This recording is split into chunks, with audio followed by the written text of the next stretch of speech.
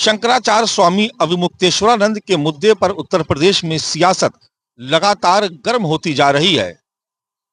कोशिश इस बात की हो रही है कि भारतीय जनता पार्टी जिस हिंदुत्व के नारे के साथ सत्ता में आई, दरअसल उसी के वोट बैंक पर अब सेंधमारी के लिए विपक्ष शंकराचार्य के अपमान को मुद्दा बना रहा है। समाजवादी पार्टी के बाद अब कांग्रेस पार्टी के भी कार्यालय के बाहर एक होर्डिंग लगी हुई है और इस होर्डिंग को अगर आप देखेंगे तो आपको समझ में आ जाएगा कि दरअसल मंशा क्या है। इसमें आप देख रहे हैं कि परम आराध्य जो स्वामी अविमुक्तेश्वरानंद की जो तस्वीर लगी हुई है उसके नीचे देखेंगे लिखा है परम आराध्य परम धर्माधीश। इस तरीके से उनके बारे में संबोधन किया गया है और उसके बाद ऊपर मनु स्मृति की का एक श्लोक देखिए, गुरु अपमानम कृत्वा नरकम याति दारुणम, यानी जो गुरु या वेदाचार का अपमान करता है वो भयानक नरक में गिरता है।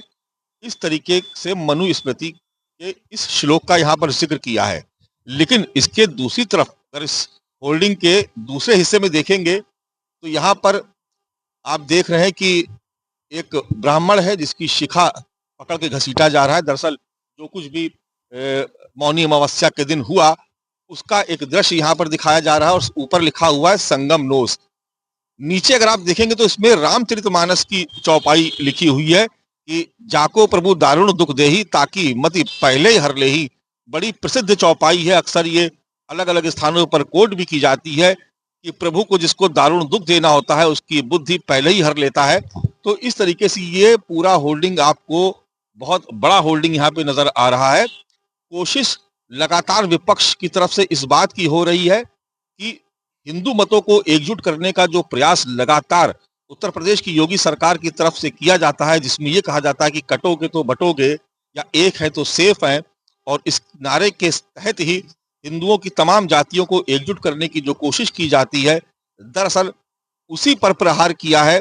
चाहे वो समाजवादी पार्टी और अब कांग्रेस, वो लगातार इस बात का जिक्र कर रही है कि शंकराचार्य का अपमान किया जा रहा है उत्तर प्रदेश की बीजेपी सरकार में। और ऐसे में लगातार समाजवादी पार्टी के नेता हो या कांग्रेस के नेता, वो ये कह रहे हैं कि अगर हिंदुओं का सम्मान कहीं सुरक्षित है तो वो उनके शासनकाल में सुरक्षित था और आगे भी सुरक्षित रहेगा।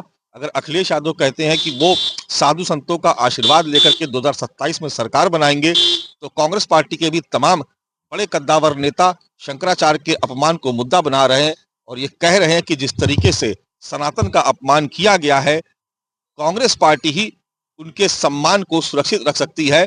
और हिंदुओं की जो तमाम जाति, चाहे वो ब्राह्मण हो, अगड़े हो, पिछड़े हो, दलित हो, हिंदुओं की तमाम जातियों का अगर सम्मान कहीं सुरक्षित है तो वो कांग्रेस पार्टी में सुरक्षित है। यानी तस्वीर पूरी तरीके से साफ है कि विपक्ष इस मौके को खोना नहीं चाहता और लगातार हिंदुत्व के जो भारतीय जनता पार्टी का जो हिंदुत्व का एजेंडा है उस पर लगातार प्रहार कर रहा है। कैमरा पर्सन धर्मेंद्र कुमार साहू के साथ मानस श्रीवास्तव, लखनऊ, न्यूज़ 24।